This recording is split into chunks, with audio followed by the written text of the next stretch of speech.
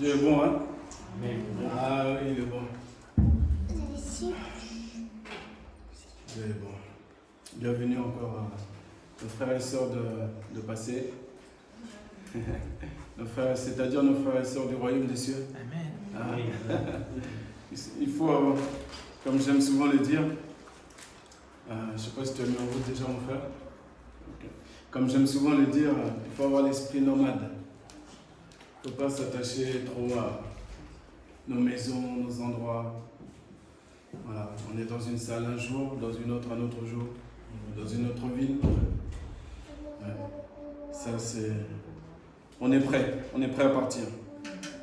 Toujours prêt à partir, mais partir pour aller où? C'est ça la bonne question. Prêt à partir pour aller à la Nouvelle-Jérusalem, oui. Ça, il n'y a pas de souci. Mais bouger pour bouger, parce qu'il y en a aussi qui ont l'esprit nomade. Hein. Ils bougent tout le temps. Toute l'année, ils font un mois une église, un mois une autre église, un mois une autre église. Vous savez, parfois on cherche une église, on est en mouvement pour une bonne raison aussi. Il y a des personnes qu'il ne faut pas juger. Ils ont un temps où ils ont besoin aussi de se sentir vraiment là où Dieu les veut. Et si ça dure 1 an, 2 ans, 3 ans, 4 ans, c'est compliqué. Il faut rester stable, planté. Gloire à Dieu. Nous allons prendre la parole de Dieu, puisque c'est ce qui nous intéresse aujourd'hui, ce qui nous intéresse demain, ce qui nous intéressera encore après-demain. La parole de Dieu. Dans le livre des Actes, le livre des Actes des Apôtres.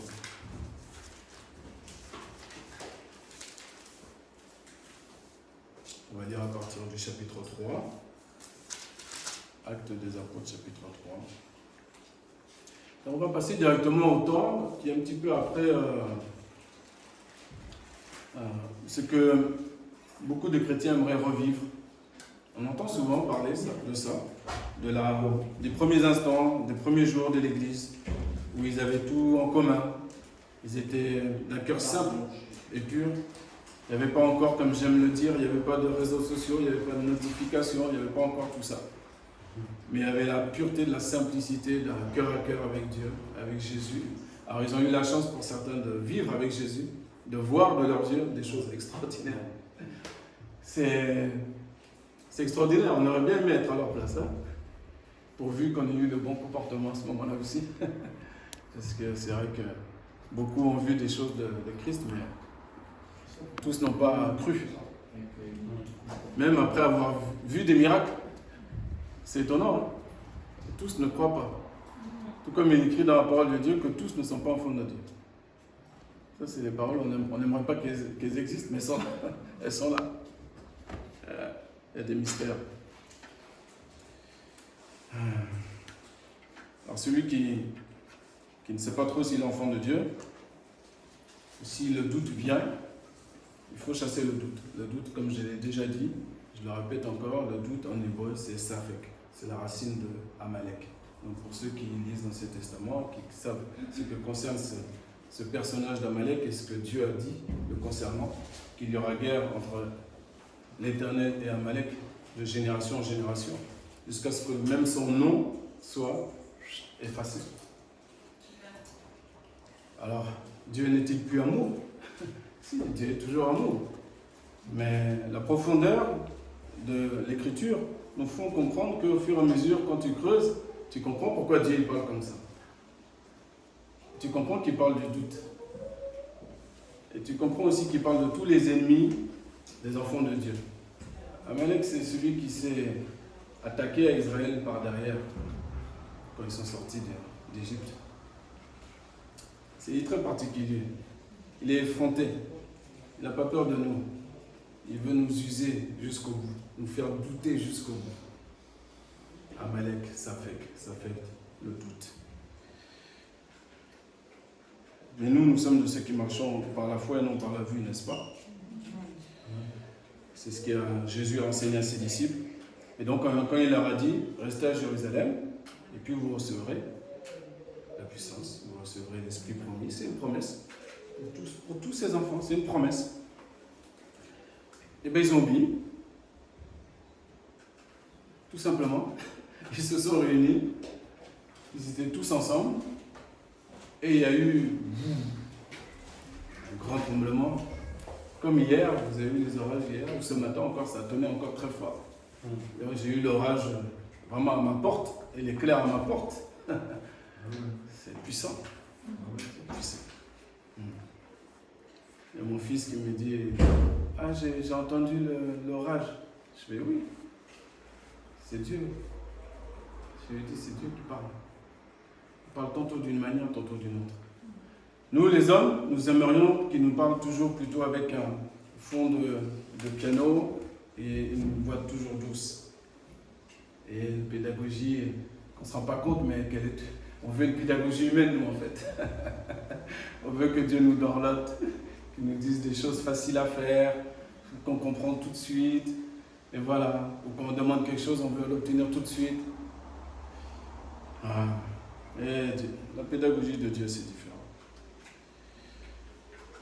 Il y avait encore cet esprit-là, ce premier esprit de l'Église, qui était de communier avec les apôtres, de rester dans la communion des apôtres, dans la fraction du pain et dans les prières, nous dit la parole. Et ils ont reçu l'esprit promis.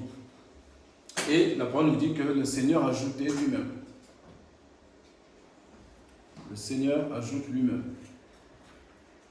les personnes qui doivent être ajoutées à l'assemblée. Maintenant, on arrive au moment, donc dans Acte 3, où Pierre et Jean vont monter ensemble au temple. C'est bien, hein? Pierre et Jean sont ensemble. C'est pas l'un à gauche ni à droite, ils sont tous les deux ensemble. C'est comme nous, là on profite de cette occasion pour être les deux églises ensemble. Toute bonne occasion est bonne, toute occasion est bonne, tout prétexte, entre guillemets, est bon pour qu'on soit ensemble.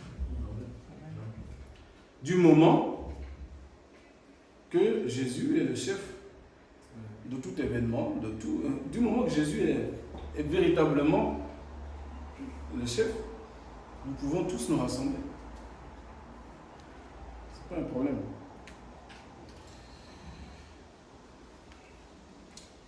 Alors, verset 1er, on va lire ensemble. Et Pierre et Jean montaient ensemble au temple à l'heure de la prière, qui est la 9e, et ont porté un homme qui était boiteux dès le ventre de sa mère, lequel on mettait tous les jours à la porte du temple appelé la Belle. On mettait un homme boiteux dès le ventre de sa mère à la porte qui s'appelle comment? La Belle. On met un boiteux devant une porte qui s'appelle la Belle. Intéressant. Ça vous a jamais interpellé, ça? Moi, ça m'interpelle. On y reviendra, très certainement. Appelez la Belle pour demander l'aumône à ceux qui entraient dans le temple. Cet homme, voyant Pierre et Jean qui allaient entrer dans le temple, leur demanda donc l'aumône. Et Pierre, ayant avec Jean arrêté ses yeux sur lui, dit: regarde-nous.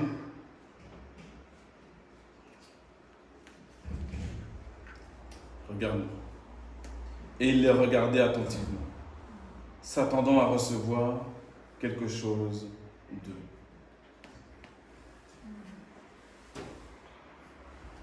Vous avez vu comment Dieu parle? Là, c'est plus le Pierre qui fait des grandes phrases, qui parlemente, qui explique. Il y a un événement qui s'est passé depuis. Le coq a chanté 3 fois depuis. Il a pleuré amèrement. Mais tout ça a participé. Nous, les hommes, on s'arrête sur les détails. Mais en vérité, sur la vision de loin, tout ça, ça a participé à sa transformation. Jusqu'à ce qu'aujourd'hui, il parle comme Dieu. Regarde-nous. Point. Regarde-nous. Voilà ce que Dieu te dit. Regarde-moi. Regarde ni à gauche ni à droite, mais regarde-moi. C'est-à-dire, regarde ma parole. Regarde dans ma parole tout ce que j'ai mis pour toi. Tout est dans ma parole. Contextuellement, bien sûr, quand tu as accoutumé, c'est une coutume, on te porte et on te met devant la porte pour que ceux qui vont au temple te donnent une pièce. Aujourd'hui, il y a des personnes qui sont aux portes de toutes les cathédrales de la ville pour réclamer une pièce aussi.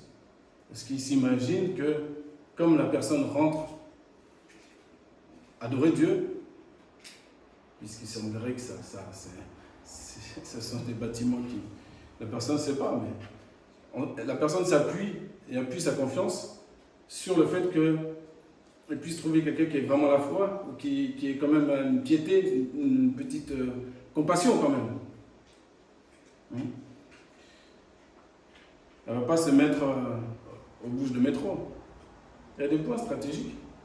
Donc tu te mets à côté des églises. Enfin, si on peut appeler cela église. Mais ce n'est pas le propos du message. Donc là, pareil, il s'attend donc normalement à recevoir quelque chose une pièce, un billet, un virement, un chèque, un PayPal. Qu'est-ce que toi tu attends recevoir de Dieu? Un homme, une femme, des enfants, un travail. Qu'est-ce que tu attends? Les attentes humaines ne sont pas toutes déréglées. Hein. Ne sont pas toutes déréglées, les attentes humaines. Il n'y a pas de souci. Mais écoutons la réponse divine. Verset 6. Mais Pierre dit, je n'ai ni argent ni or. C'est clair. Je n'ai ni argent ni or. Mais ce que j'ai, je te le donne. Ce que j'ai ne peut pas être mesuré à l'argent ou à l'or. Qu'est-ce que c'est que ça, l'argent ou l'or? Par rapport à ce que j'ai? Par rapport à Jésus? Non.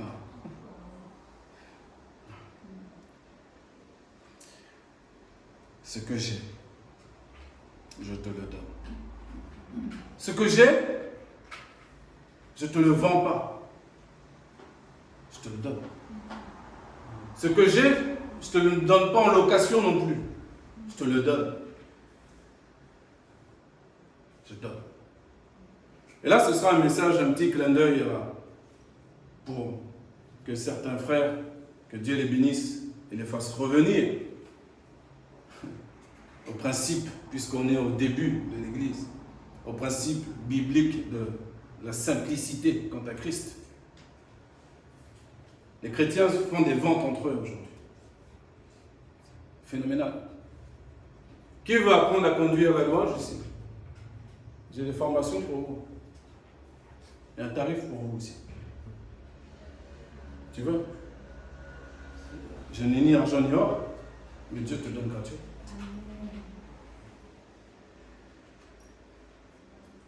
Il y a des choses payantes, hein? Mais il manquera la puissance. On n'est pas là pour faire entendre notre belle voix. Ce n'est pas une question de belle voix, c'est une question de puissance. Amen.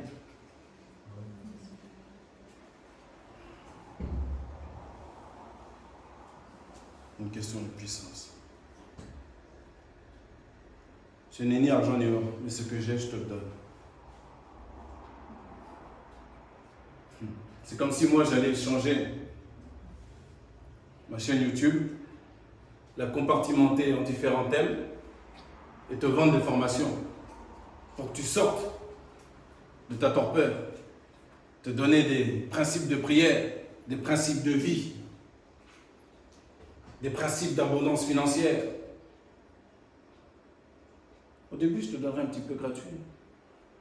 C'est comme ça qu'il fait Satan. Je te donne un peu gratuit d'abord. Mais c'est un ange de lumière, il se déguise. Et nous, on se laisse avoir. Alors qu'en vérité, tu as déjà tout. Mais tu ne le sais pas encore. Tu as déjà tout, mais tu ne le crois pas encore. Et cela, ce n'est pas pour te culpabiliser. Cela, c'est pour t'encourager à faire comme l'enfant prodigue. À sortir de ta torpeur. Des fois, la torpeur, c'est à cause de nos péchés. On ne sait plus où donner la tête, on croit qu'on sait, on ne sait rien du tout. Mais il y a un jour où Dieu parle, clairement. Et même quand la personne est au fin fond de la boue du péché, comme par hasard, la personne entend Dieu qui parle.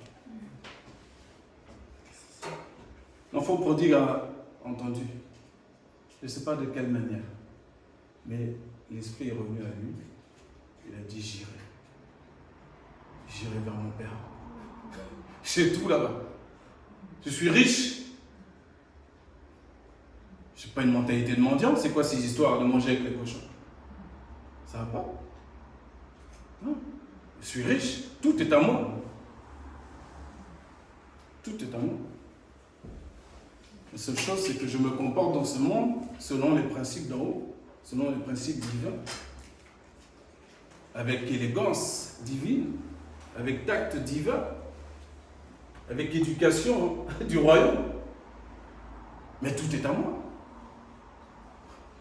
Absolument tout. Ce que je vous dis là, je me comporte de la même manière dans mon travail.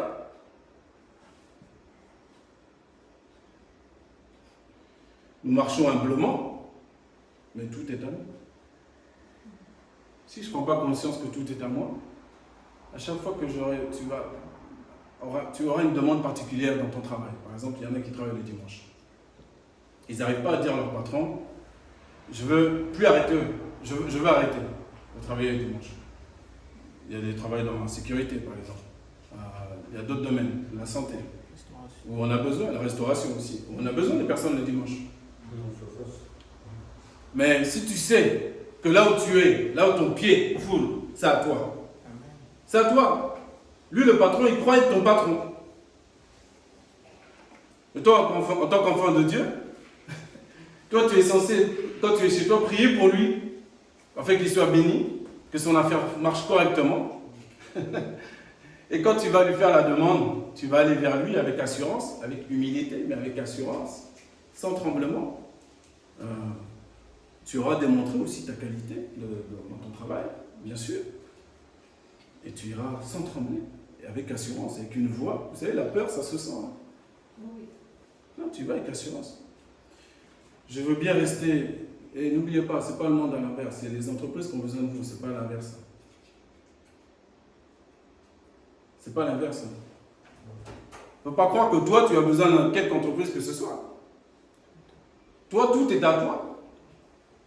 Le monde est à moi, dit l'Éternel. Si j'avais besoin de boire, de manger, ou ceci, cela, qu'est-ce que je vais te demander? Non. Donc ces enfants doivent avoir toujours cette même mentalité. Ça, c'est quelque chose qui est fin, mais qui doit être bien compris. Qui doit être bien réglé. Parce que ça peut être utilisé de manière aussi déréglée, malheureusement.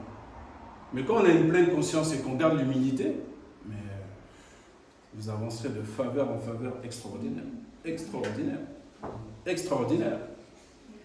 Et vous aurez compris le danger à ce qu'il y a à ne pas glorifier Dieu dès que vous rentrez en faveur.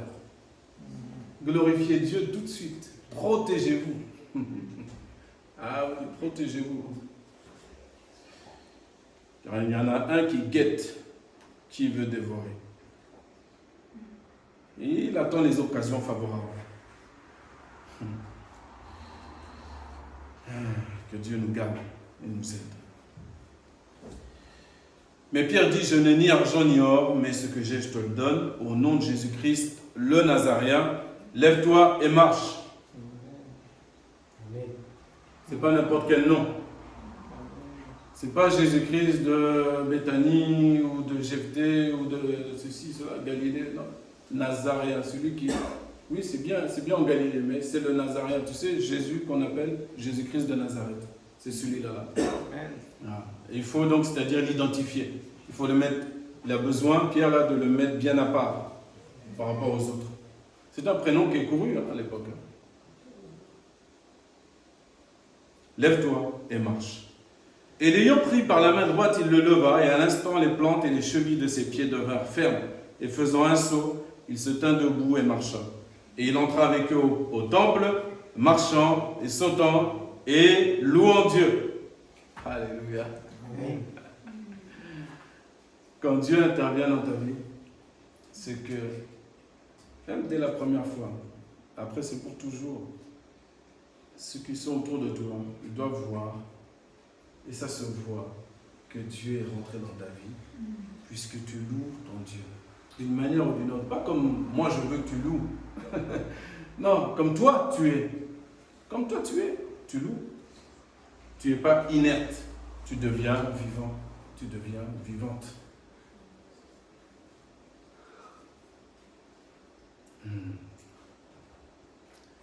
Et tout le peuple, verset 9, et tout le peuple le vit, marchant et louant Dieu.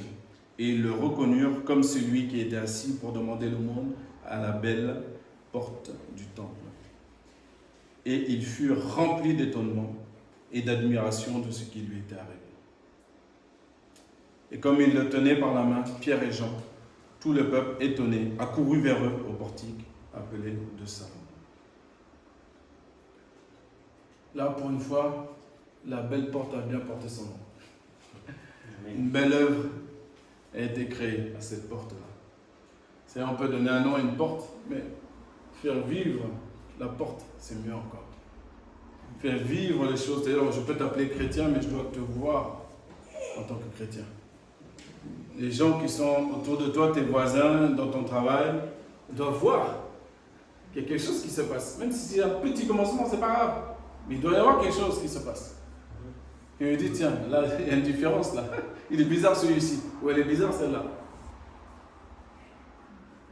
Mais tout ça se fait naturellement. Tu as appris, c'est ce qu'on appelle la nouvelle naissance.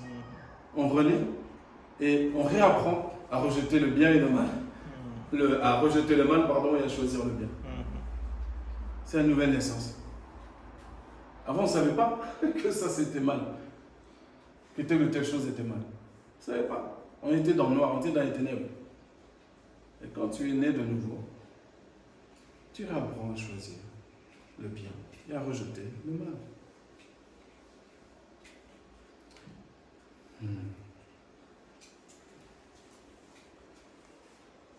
Là où je voudrais qu'on puisse s'arrêter,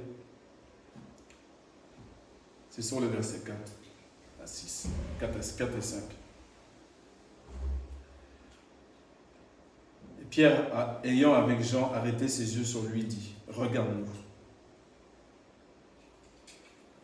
Et il le regardait attentivement.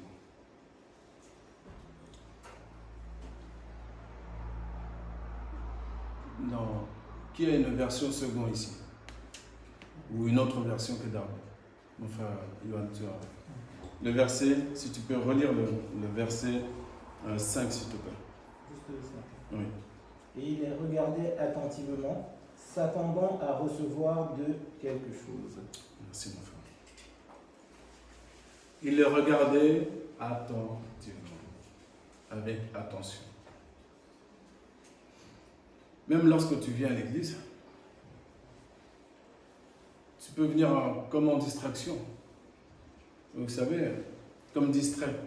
Pas que tu veuilles être complètement à l'écart des autres, c'est pas ça. Mais ton esprit peut être distrait. Il faut être très concentré. On est vulnérable dans nos pensées. Il faut être très concentré. Et être attentif, du début à la fin. Et naturellement, ton être entier se met en route quand tu viens à l'église. Tu n'as même pas besoin de regarder l'heure. Comme par hasard, tu démarres au bon moment. Comme par hasard. C'est extraordinaire. Il y a une concentration. On est ensemble, en esprit et en vérité. Amen. Et les chants commencent à arriver. Le Seigneur, comme les choses sont bien rangées, bien arrangées, alors le Seigneur peut venir. C'est l'image de Salomon qui établit toutes les choses dans le temple, qui fait tout ce qu'il faut, et c'est ensuite que la gloire de l'Éternel vient remplir le temple. Mais il faut d'abord que chaque chose soit bien établie, bien rangée, par ordre, etc. Pour nous aujourd'hui, nous n'avons pas de temple à aménager, de temple physique, mais notre temple, c'est notre propre corps. Et au fur et à mesure qu'on l'arrange, qu'on met de l'ordre, ça y est. Ton être, tu ressens, ça y est. Tu sens l'Esprit de Dieu qui vient sur toi. et ça peut commencer. Comme par hasard, tu vas avoir ton inspiration pour tel chant, pour une prière. Si tu as un psaume, comme dit Paul dans 1 Corinthiens 14, tu vas pouvoir le dire. Mais pas parce qu'il faut remplir le culte, non. C'est simplement comme tout est bien arrangé, ben le Seigneur peut agir, peut parler, tout simplement. Car Dieu est un Dieu d'ordre, un Dieu de paix. Donc, la parole nous encourage à être attentifs. Lorsque Dieu parle tantôt d'une manière, tantôt d'une autre. Et à nous attendre à recevoir beaucoup plus qu'on puisse espérer. Beaucoup plus. Il ne faut pas limiter Dieu à une voiture, un mari, un travail, et même une guérison, je te dis. Même une guérison. Demande plus que ça. Demande plus que ça. Demande plus que ça. Va dans les petits détails quand tu es dans ta chambre. Dis à Dieu, cette semaine, j'étais vraiment énervé. J'ai parlé à telle ou telle personne, je sais que c'était mal, cette manière de faire là. Va fouiller les petits détails. Va commencer à fouiller les petits détails qui montent à ta surface.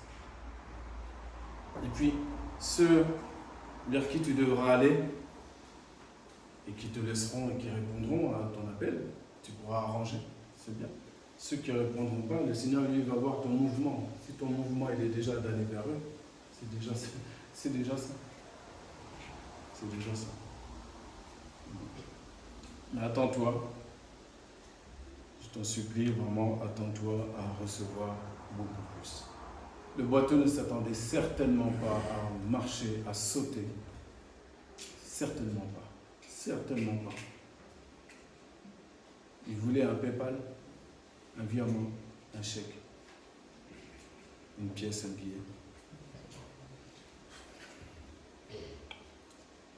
Que Dieu nous donne cette mentalité-là, de vouloir demander beaucoup plus, mais pas demander pour assouvir nos désirs, parce que sinon on ne recevra rien, comme nous dit l'apôtre Jacques. Vous demandez, mais vous demandez mal. Mais demandons tout, il y a une astuce, tout ce qui glorifie Dieu, tout ce qui peut glorifier Dieu pendant les jours de vanité sur cette terre. Pour le reste, ne vous inquiétez pas. Toute chose, tout ce qui s'appelle chose sera donné par-dessus. Amen. C'est pas un souci. Et en plus, ce qui est formidable quand on a cet état d'esprit, pour finir, c'est qu'au fur et à mesure, tu rentres dans la parole qui dit « Vous connaîtrez la vérité. » C'est pas juste la vérité qui différencie ce qui est faux. Vous connaîtrez Jésus, vraiment. Amen. Au fur et à mesure qu'on se rapproche de Jésus, mais on est libéré. Tu vas être libéré du regard des gens. Tu vas être libéré. Il y en a, ils ne sont pas libérés pour prier, pour parler de Dieu au travail, ou dans la rue, ou... Tu as des occasions. Tu as toujours des occasions. Mais tu n'es pas encore libéré pour différentes raisons. Il y a les mauvaises raisons. Mais quand tu es vraiment dans le chemin du Seigneur, il faut chercher à réaliser cette pleine liberté. Car Jésus, c'est la première chose qu'il a lue à la synagogue. C'est la première chose qu'il a lue, Ésaïe 61. Libérer les captifs. Alors pourquoi il y a encore des captifs chez nous? Non, moi je ne suis pas d'accord. Et toi-même, quand tu es tout seul chez toi, quelque captivité que tu as, tu le nommes devant le Seigneur. Ou tu peux appeler un frère, une soeur. C'est pas un souci. Qui t'aime vraiment. Hein. Pas un journaliste qui va répéter. Quelqu'un que tu as sondé de l'amour vraiment dans son cœur pour toi. Pourquoi pas? Mais dis déjà à Dieu, premièrement, et nomme cette captivité-là. Il ne faut pas que tu te complaises. Non. Il faut que tu t'en sortes. Tu t'en sortes. Tu t'en sortes. Sinon, ça crée des générations de chrétiens un peu boiteux. C'est pas bon. Il y en a qui ont pleinement compris et pleinement choisi cette voie de la liberté dans l'esprit. mais malgré tout, qui ont aussi outrepassé. C'est-à-dire qu'ils vont être un peu hautains et condescendants envers les autres, qui ne sont pas encore bien libres. Il faut faire attention. Il faut faire attention. Que celui qui est debout prenne garde. Prenne garde à ne pas tomber. J'ai eu plusieurs occasions, pour finir, pour rendre témoignage de mon travail ces derniers jours. Et ça continuera encore. Je pars en Pologne lundi, comme demain. Je vous remercie d'avance pour vos prières. Mais je ne compte pas aller me balader, pour me balader là-bas. Je sais d'avance. Parce que, à un moment donné, de toute façon, ce sera plus fort que toi. Ce sera comme Jérémie, tu auras un feu en toi qui te fera parler. Tu ne pourras pas te retenir. C'est logique. C'est logique.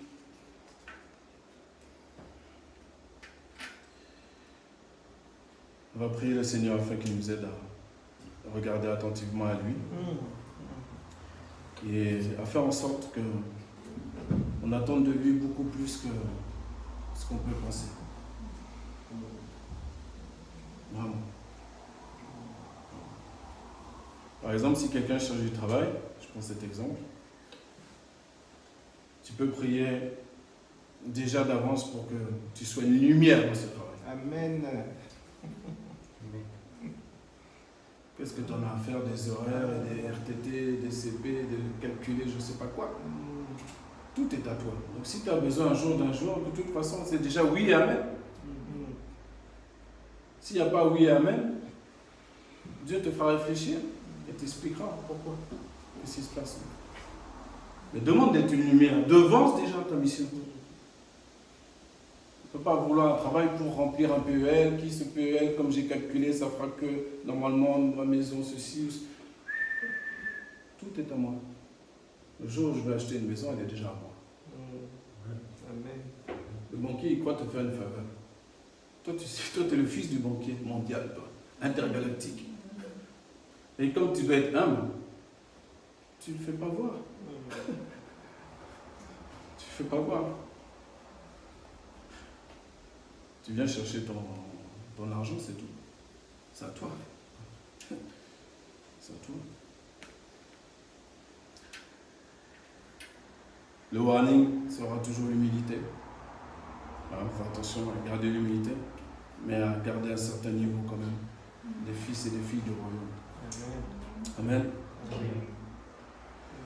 Éternel notre Dieu, nous te bénissons. Te bénissons pour ta parole. Te bénissons parce que ta parole nous fait